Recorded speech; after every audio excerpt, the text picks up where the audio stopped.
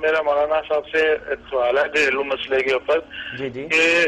بیٹے کے اوپر سب سے زیادہ حق اس کی ماں کا ہے یا اس کی بیوی کا ہے، پہلا۔ دوسرا سوال یہ تھا کہ ماں باپ کے ماں کی حکم کی عدولی نہیں کرنی چاہیے کسی صورت میں، لیکن اگر ماں زبردستی کہے کہ بیٹے کے اب ماں باپ دونوں اکٹھے رہو، ہمارے ساتھ رہو اور اکٹھے رہو، لیکن بیوی کے ہم نے علیحدہ رہنا ہے، اس میں کس طرح اس کو مینج کیا جا سکتا ہے؟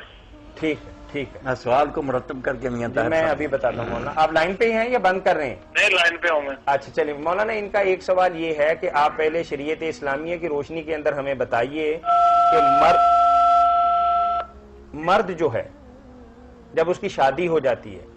تو اب ظاہر ہے کہ دین تو ہمیں یہی بات بتاتا ہے کہ بار بار ماں کا حق زیادہ ہے، لیکن شادی کے بعد بچوں کی ماں سمجھتی ہے کہ میرا اس مرد پہ زیادہ حق ہے، تو آپ سے وضاحت طلب کر رہے ہیں کہ حق کس کا زیادہ ہے، اب وہ بات کس کی مانیں گا اور کس کی زیادہ خبرگیری کرے گا؟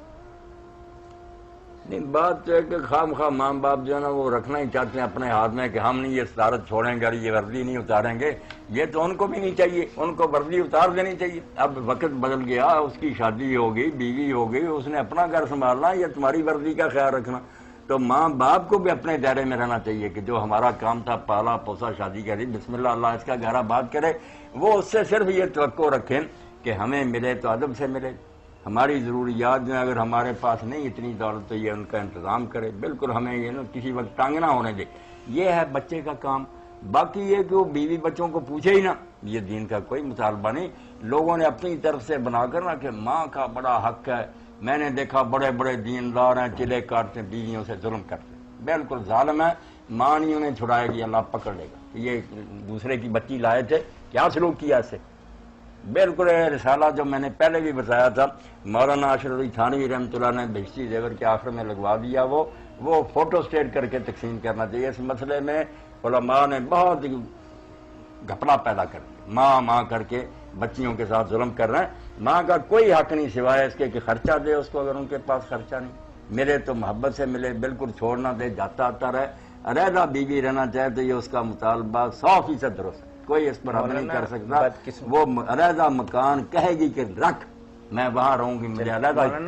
بدقسمتی سے بیوی کے حقوق پورے کرنے والے کو رن مرید کہا جاتا ہے، رن مرید کے لیے اور اس کو معاشرے کے اندر یہ کہا جاتا ہے کہ اس کو تو بالکل عقل نہیں ہے، اس کی بیوی اس پر حکمرانی کرتی ہے۔ وہ تعدیل الحقوق جو ہے نا کہ سب کے حق انہوں نے